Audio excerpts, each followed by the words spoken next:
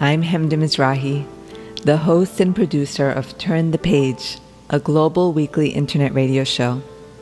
I'd like to tell you about an episode of my show called Improvising Careers, Preparing for Jobs That Don't Exist Yet.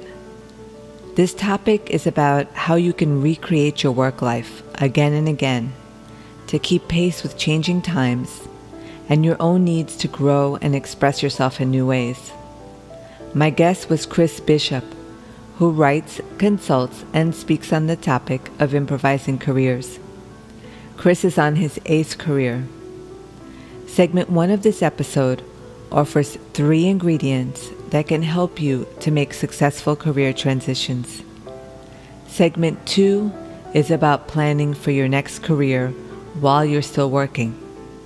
Segment 3 identifies the skills that are necessary for success in our global work landscape, which may shed light on some of the gaps that would be important for you to fill in order to successfully change careers multiple times.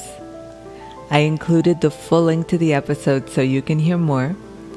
Here's a short clip to get you started. Chris, how would you define the skills that are necessary for success in this innovative work climate that you describe? So I like to quote the woman who actually hired me at IBM, again, much to my surprise. I interviewed with the woman who was the VP of Corporate Internet Programs, which is at the time a fledgling internal organization as IBM was trying to figure out how to use this new technology, the World Wide Web, to drive the business model, right? And she said to me in our interview, the same qualities that made you successful as a freelance musician in Manhattan will make you successful in IBM. And before I give you this list, I want to mention that Laszlo Bock, right, who's the chief people officer at Google, echoes this sentiment in his book and in interviews that he conducts as well. The traits are, you're going to have to be a creative problem solver, you're going to have to be resourceful and resilient, you're going to have to be comfortable with ambiguity.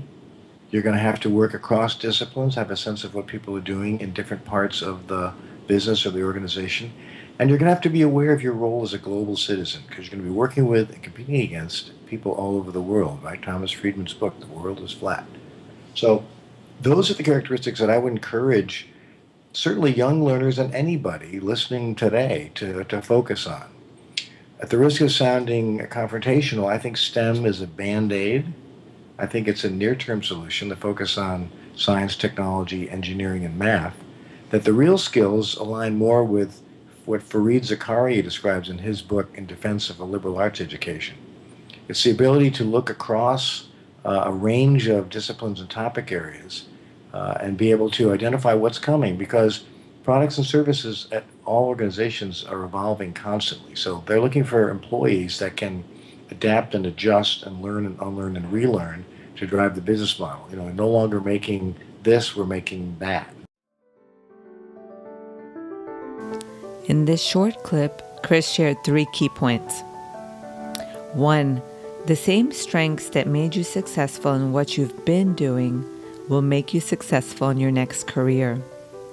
2, the skills that you'll need include being a creative problem solver, being resourceful and resilient, being comfortable with ambiguity, and versatile in working across different disciplines, as well as being aware of your role as a global citizen.